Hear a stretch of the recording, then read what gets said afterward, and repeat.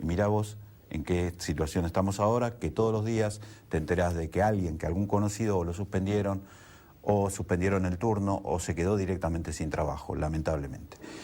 Para analizar esta cuestión y ver, además, si hay todavía oportunidades en el mercado laboral, nos van a acompañar Jorge Sola, que es economista de la CGT. Te voy a hacer la pregunta que no quisiera hacer, que un trabajador no quisiera hacerle nunca a un sindicalista. ¿Qué es CGT? La que dirige el compañero Hugo Moyano. Ok.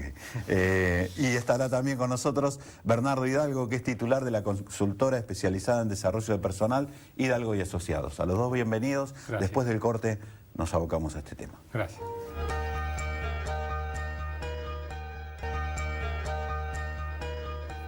Bueno, la pregunta inicial es básica. ¿En qué situación estamos?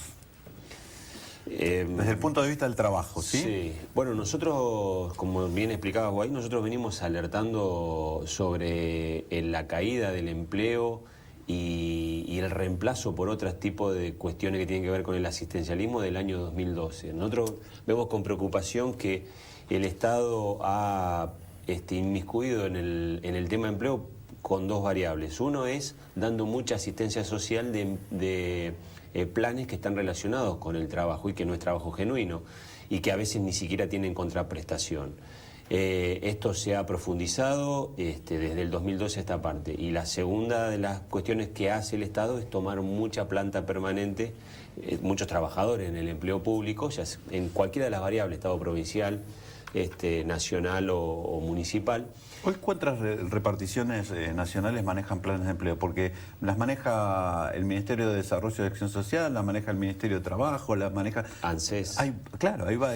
Y para darte ¿Y eso es positivo o es negativo? Efectivamente, para nosotros no. Nosotros creemos que el trabajo genuino es aquel productivo y no, por ejemplo, el burocrático y mucho menos el asistencialista.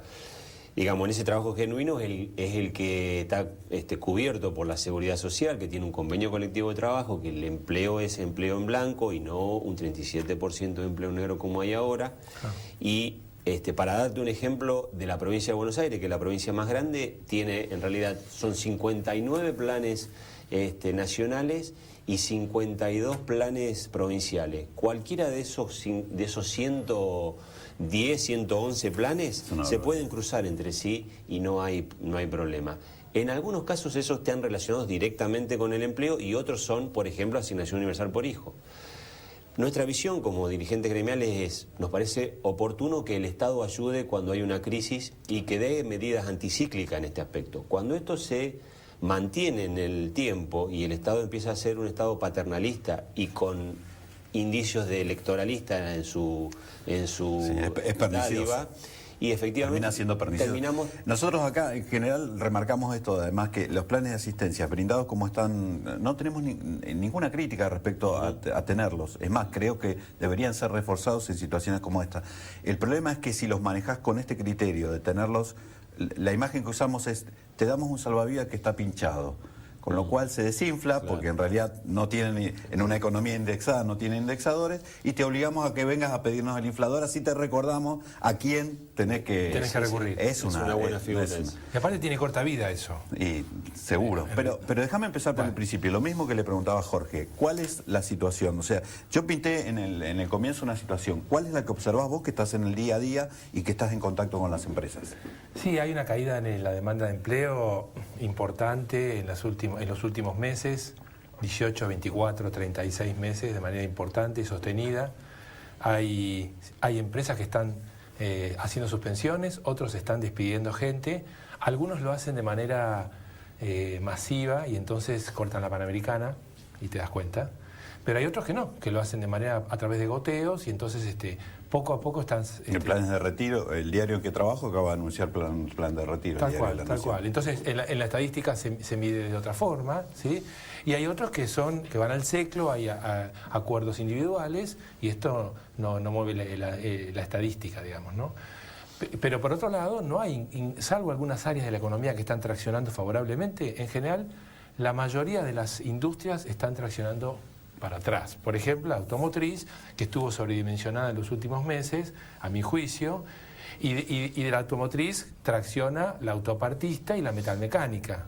Entonces, al caerse Que una... ahí es más intensiva en general en mano de obra, es el derrame, digamos. Tal Con lo cual, el efecto en la industria madre por ahí no es tanto, pero el derrame es muy importante. Absolutamente. Entonces, es una industria que está complicando a otras, ¿sí? Y durante los últimos 4 o 5 años se ha sobredimensionado por diversas características que son propias de la industria misma. O sea, la industria automotriz, salvo algunas empresas, tienden a tener grandes crecimientos y grandes caídas a lo largo de nuestra historia, ¿sí? Así que yo lo veo de esa manera. Hay otras áreas que están creciendo, la industria petrolera le está yendo muy bien, y también es industria de industrias. Pero coinciden ustedes que la situación es complicada. La situación es complicada sí. Sí, no. Y quiero agregarte Sí, algo, dale. que no, la culpa no es solamente del gobierno. Hay una política económica que no se corrigió a tiempo y que hoy en este momento está errada y que el empleo está padeciendo esto, pero también hay un aprovechamiento por parte del sector empresario que fue muy beneficiado con planes de créditos muy blandos, planes de bicentenario, y que hoy ante la primer movida lo primero que hacen es echar gente. Yo provengo del interior, recorro el interior mucho tiempo. ¿De dónde venís? ¿De dónde? De Venado Tuerto, mi ciudad, de la provincia de Santa Fe, y lo que veo ahí con claridad... Estábamos hablando, una de las economías más regionales más pujantes de los últimos años. ¿Y Sí, hoy claro. ¿cuál es la situación? Bueno, lo que vemos ahí es que en realidad las grandes empresas son las que toman estas determinaciones. Los pequeños y medianos empresarios son los que más defienden la fuente de trabajo. ¿Por qué? Por una cercanía con el empleado. Claro. Conocen al empleado, conocen su familia y se ven impedidos. A lo mejor hasta reducen las horas extras, como última instancia. Pero sí vemos que las empresas donde el trabajador es un número más, bueno, se empieza a achicar. Y sobre todo las que tienen que ver con capitales extranjeros. Y en sectores muy puntuales, como es, bueno, como decía Bernardo, la automotriz, como es la carne, como es textiles, como es calzado, la construcción, bueno, ni hablar. Ahí estamos teniendo problemas importantes. Ahora, y en muchos casos es la vida del pueblo. Yo, claro, en poblaciones pequeñas sí. Coincido, creo que no es una responsabilidad, acá hay responsabilidades compartidas, claramente. Pero lo que quería preguntar a los dos es, la semana pasada, sobre el fin de la semana pasada, el gobierno anunció una serie de planes, supuestamente para intentar paliar la situación. La pregunta es, ¿llegó a tiempo, llegó tarde? ¿Qué utilidad tienen esos planes? Para mí los planes de empleo son paliativos. Y en realidad para que haya un crecimiento del empleo tiene que haber un crecimiento de la economía, y eso es lo que no está ocurriendo. Es decir, yo creo que puede haber reducciones a ciertas tasas impositivas que hagan que el empresario piense antes de sacar a gente o piense para tomar. Pero si específicamente respecto de este mecanismo de los repro que se vuelve a lanzar y que se usó con éxito en 2008-2009.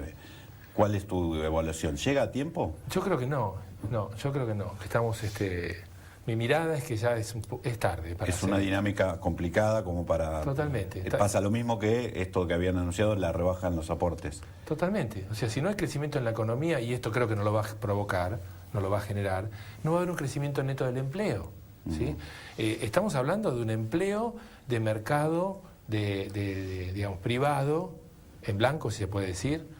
Pero hay otro mercado, que vos lo hablabas, del mercado marginal, del 37%, que está en crecimiento y que se rige por otras reglas. Sí, vos tenés una caracterización del mercado que en realidad no es uno, son 3 mercados. Luego de la pausa vamos a ir sobre eso. Tu impresión, ¿sí? ¿Sirven, llegan tarde, llegan a tiempo? Desde ya todo lo que aporta, claro. Pero digo... Aporta, lo que pasa es que siempre decimos, digamos, y yo provengo de una central... sindical en la cual siempre somos los suplentes, digamos, de aquel discurso de la presidenta, somos los suplentes, nosotros nunca nos llaman.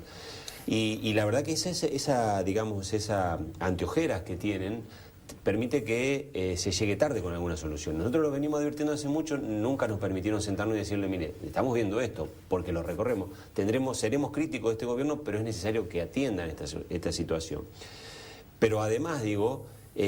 otra vez se vuelve a beneficiar a quienes mayor parte se llevan de la torta, que son los propietarios del capital y los propietarios de la tierra, los trabajadores. Nosotros hicimos un trabajo sobre la distribución de la riqueza en los últimos 60 años. Y estamos viendo que en los últimos 2 años no pasamos del 33%. Lo tenemos. A ver, ¿lo podemos ponchar? Seguir. Sí, está bien. A ver si lo podemos ver, si lo podemos ponchar, señor director. Y efectivamente, bueno... No, es la distribución de la renta entre el capital y el trabajo. Es una serie de tortas que lo tenés al final. Me vas a pasar todo, si no, ahí estamos, dale.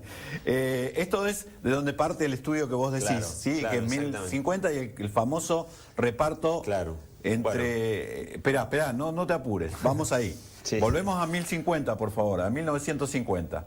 Partimos de una situación de virtual igualdad entre el capital y el trabajo. Y después... Nosotros lo hicimos gobierno por gobierno y ministro de Economía por ministro de Economía. Pero nosotros tomamos... Eso es el inicio de la mejor etapa del peronismo de Perón. Nosotros vamos a tomar momentos puntuales porque si no es imposible. Ahora sí, ponchalo, Iván.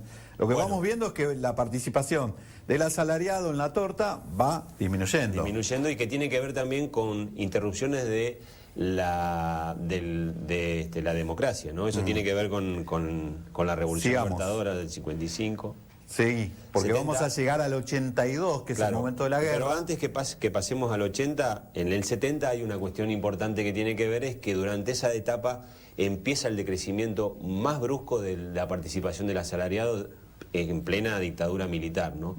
En el 73 se asemeja otra vez a tener, durante el gobierno de Perón, de Ilia y otra vez de Perón, más o menos se va llevando al 50%.